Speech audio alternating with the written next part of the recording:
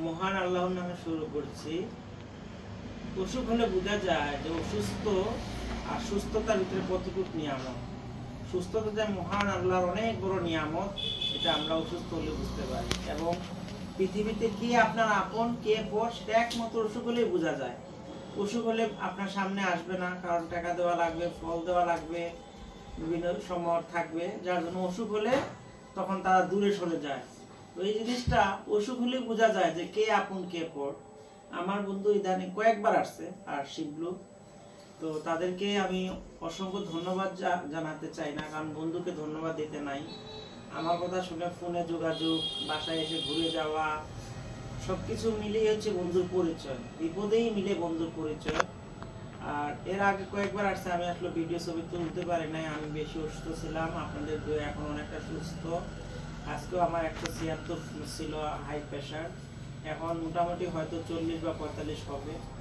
তো আপনারা আমার জন্য দোয়া করবেন। এবং আমার বন্ধু, আপনারা যদি কখনো কারো মোবাইল ক্রয় করতে চান, তাহলে মক্কা সুপার মার্কেট, আমাজন টেলিকমে যাবেন এবং অন্য জায়গা থেকে অনেক অল্প দামে সেই মোবাইলটা পাবেন।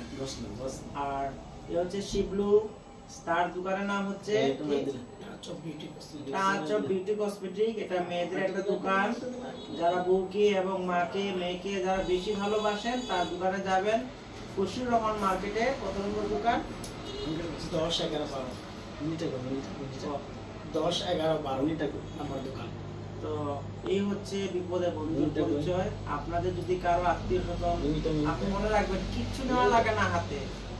ওই অসুস্থ ব্যক্তির পাশে গিয়ে বসলে অসুস্থ ব্যক্তি মনে একটা তৃপ্তি পায়, শান্তি পায়, যে না আমার সাথে লোক আছে, আমার বন্ধু বান্ধব আমার পাশে আছে। কিছু জানা টাকা পয়সা, অসুস্থ, ফল পাকুড় কিছু জানা।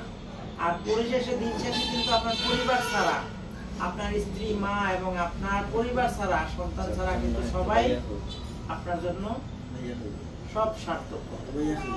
বন্ধুরাও আছে এই পৃথিবীতে, তাদের ব্যস্ত নিয়ে। তারপরে যে এত ব্যস্ততার মধ্যে তারা আসছে, তারও কিন্তু ফ্যামিলি আছে, আরো ফ্যামিলি আছে। এটা রেখে আমার জন্য সময় ব্যয় করে নিয়ে আসা, এটা কিন্তু এখন চ্যালেঞ্জিং একটা বিষয়। এখন জানেন এখনের সময় হচ্ছে একটা চ্যালেঞ্জিং সময়। আমি অনেক অসুস্থ, হয়তো কথায় বুঝতে পারতেছেন না আপনারা। আমাদের জন্য দোয়া রাখবেন, আমার বন্ধু শিবের জন্য দোয়া রাখবেন এবং ইসিবের জন্য দোয়া রাখবেন। আল্লাহ হাফেজ।